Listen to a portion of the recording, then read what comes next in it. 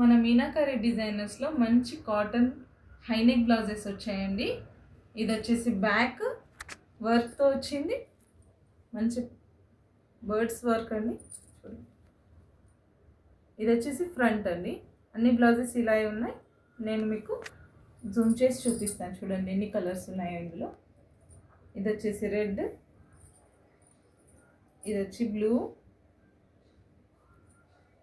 ఇది blue, yellow work వచ్చిందండి దీని మీద.